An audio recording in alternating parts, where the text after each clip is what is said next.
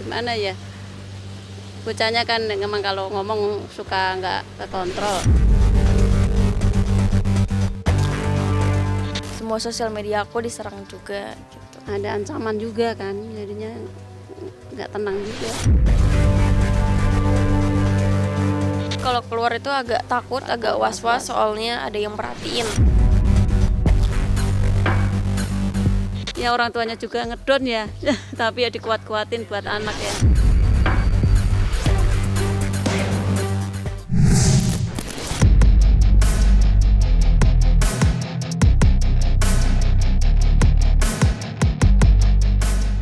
Usai lama menghilang setelah aksi vokalnya ramai ditentang, Aura Cinta akhirnya memberanikan diri untuk keluar membuka suara, sembari berbagi cerita tentang hidupnya yang kini berubah 180 derajat. Seperti diketahui, Aura Cinta merupakan gadis asal Jawa Barat yang kini viral lantaran mengunggah konten berisi suara perlawanan usai kediamannya menjadi korban penggusuran. Sebuah konten yang juga membuatnya terlibat dalam perdebatan sengit dengan Deddy Mulyadi selaku Gubernur Jawa Barat.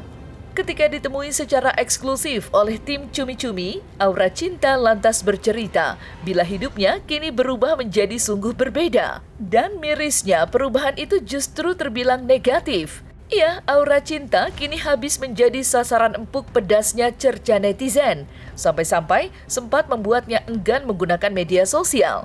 Dan berikut suara hati Aura Cinta tentang kehidupannya saat ini.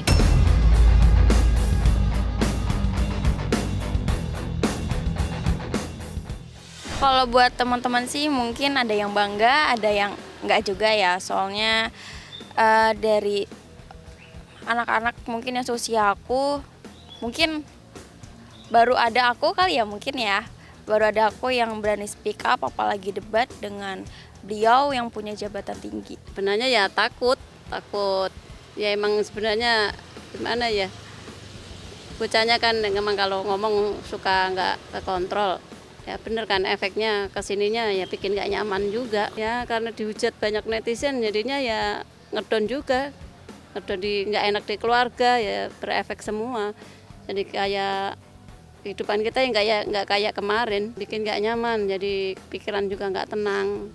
Jadi megang HP juga nggak berani. Soalnya banyak yang nge-DM melalui semua sosial media aku diserang juga gitu. Ada ancaman juga kan, jadinya nggak tenang juga. Ya, emang bentuk tulisan sih, tapi kan ya bikin was-was juga, takut sama anak kenapa-napa gitu di luar. Saya sedih juga ya, dia jadinya beda sih ya. Sebentar-sebentar nangis kalau ini tuh, kadang ya kalau ada yang apa itu hujatannya terlalu gitu kan. Kayak pas apa itu sampai ke sekolah nanya-nanya, iya kan dibuka ibaratnya ini bocahnya namanya ini gitu kan, dia termasuk privasi dia itu, tapi sampai ke sekolah dibongkar juga kan. Jadi dia ngerasa kok sampai segitunya gitu kan, dia cuma menyuarakan buat lingkungan juga buat warga, kok sampai segitunya dihujat kan, istilahnya dia bukannya ini ya pengen buat dia sendiri. Tapi kok sampai ke personal dicari-cari kayak bingung dia jadinya, itu salahnya saya apa terlalu ini gitu, ngomongnya apa salah bagaimana gitu.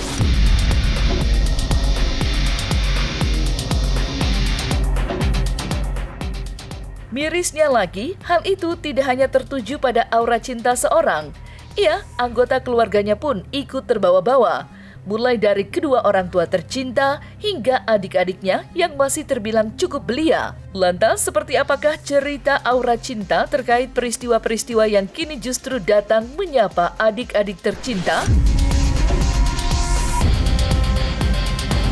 Kalau adiknya paling ya dibully di sekolah. Enggak dibully. Ya kalau bully kan serem ya bahasanya ya, bukan ya. dibully, lebih Cuma ke kayak iya gitu. Dari yang SD, Ngomong. yang SMP gitu sama. Enggak nangis, cuma kayak diledekin, kayak diajak bercanda lah. Wah, kakak kamu viral ya gitu doang. Paling yang ini kakaknya artis jangan ditemenin gitu. Iya, gitu. Enggak dibully, enggak. Kalau bully jatuhnya kan lebih ke fisik ya.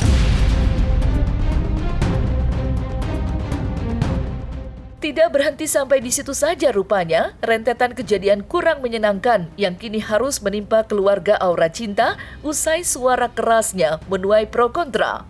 Dan yang paling miris, hal-hal kurang sedap itu tidak hanya terjadi di dunia maya, namun sudah mulai merangkak masuk ke dunia nyata. Ya, kepada tim Cumi-Cumi, Aura Cinta bercerita, bila belakangan ini ia mulai merasakan gerak-gerik mencurigakan setiap kali dirinya melangkahkan kaki keluar rumah.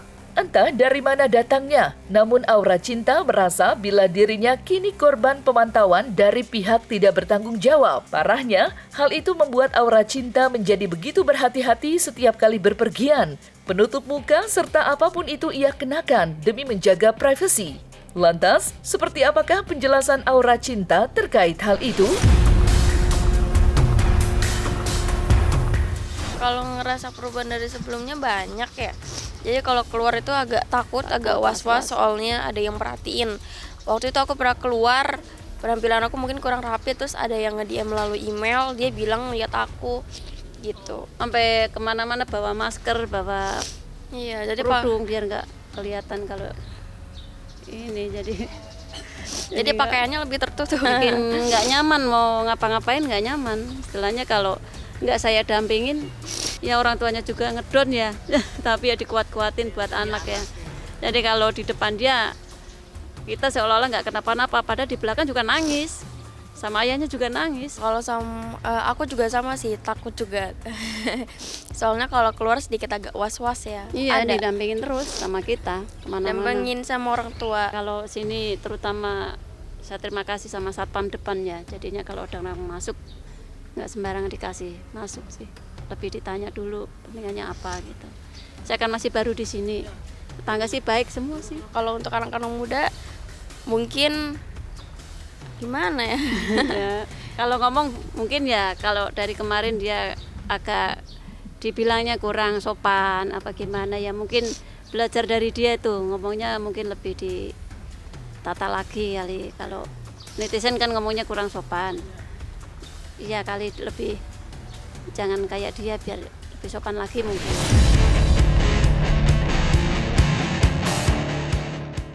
Seperti diketahui, kemunculan Aura Cinta memang tidak lepas dari keputusan Pemkot setempat untuk melakukan penggusuran di sebuah bantaran kali di wilayah Cikarang, yang kebetulan menjadi tempat yang dipanggil sebagai rumah oleh Aura Cinta semasa hidupnya. Sontak saja, dengan spontan Aura Cinta menyuarakan jeritan hatinya melalui video yang kini viral. Dan dalam kesempatan yang sama, Aura Cinta pun bercerita terkait video tersebut. Ia menegaskan bila tidak ada sama sekali niat untuk mencari panggung, apalagi berharap popularitas dalam video tersebut. Dan ia pun membuka cerita bila video tersebut merupakan jalan terakhir para korban guna mendapat uang kompensasi penggusuran. Lantas, seperti apa cerita lengkap Aura Cinta dan sang ibunda?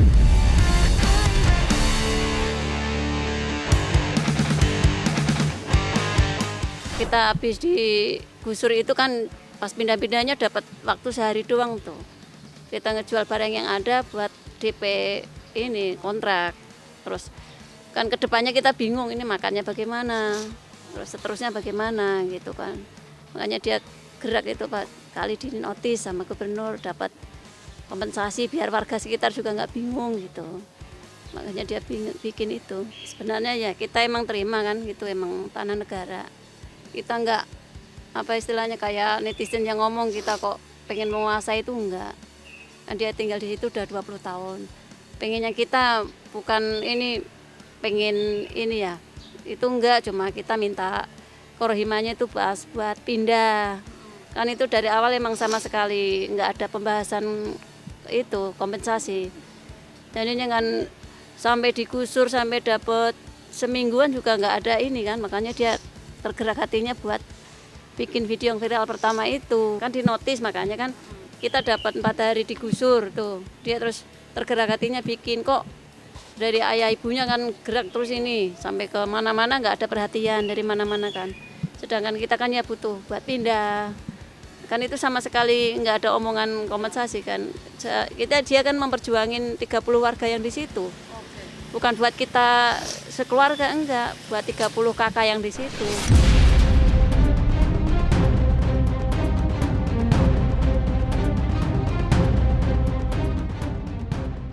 Tak dapat dipungkiri, apapun alasan Aura Cinta, aksinya kemarin kadung memancing silang pendapat dan perdebatan sengit. Namun sejatinya, walaupun menuai pro dan kontra di luar sana, aksi vokal Aura Cinta mendapatkan dukungan dari warga terdekat. Khususnya dari 30 keluarga yang bernasib sama dengannya, yakni menjadi korban penggusuran. Karena bagi mereka, Aura Cinta sudah menyuarakan rasa gundah gulana yang berkecamuk di hati pasca menjadi korban penggusuran. Ya, di tengah ketidakpastian itu, Aura Cinta muncul bersuara dengan lantang. Lantas, seperti apakah bentuk dukungan mereka untuk Aura Cinta?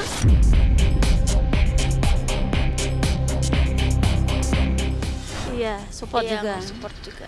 Terutama kan dia menyuarakan buat mereka ya. Ya, mereka juga berterima kasih juga. Mm-mm. Karena semenjak viral itu akhirnya ke notice di lingkungan aku. Nggak tahu ya, soalnya nggak baca-baca komentar, nggak baca-baca chat juga. Soalnya aku Filter ya. di filter. Terus aku juga nomor aku udah ganti, jadi teman mungkin agak sulit ngehubungin aku. Itu aku ganti nomor itu udah lama banget. Dari setelah aku lulus, aku langsung ganti nomor. Nggak Mungkin ketemu lagi kalau ya. misalnya ketemu iya ada yang nanya. Tapi waktu itu juga ada sempat sih yang ngehubungin aku melalui DM email ya, DM Instagram ya. Itu ada yang nge-support aku sih, teman-teman aku. Iya, dari guru-gurunya yang dulu juga WA saya tuh support gitu.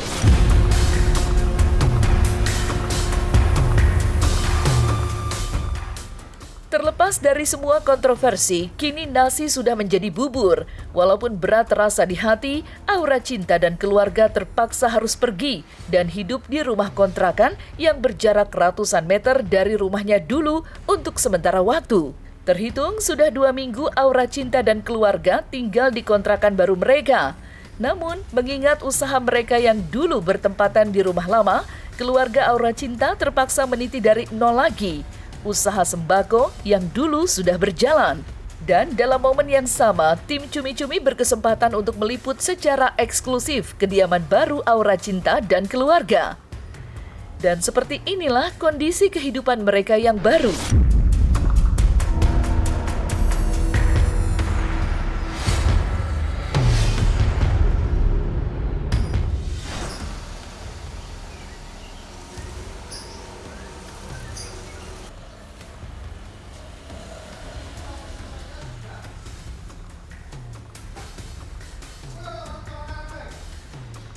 Halo pemirsa, ini rumah aku. Sekarang kondisinya lagi begini, belum rapi. Masih ada banyak barang-barang di sini yang belum ketat. Iya, 2 minggu kurang, Kak. Baru Dua 2 minggu minggu ya? kurang. Ya ngeliatin ke depan dulu.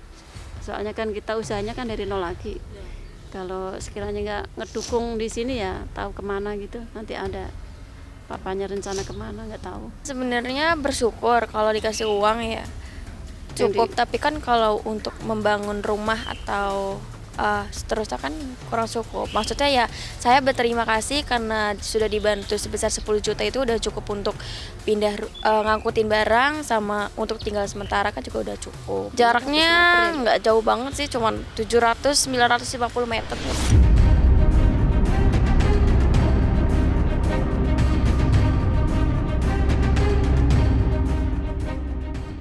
Nah, selesai sudah Cumi Lovers. Saksikan terus Cumi Camp In Depth, kabar lengkap, mendalam, dan akurat dari narasumber terpercaya. Dan jangan lupa untuk like, subscribe, dan juga share channel YouTube Cumi Cumi.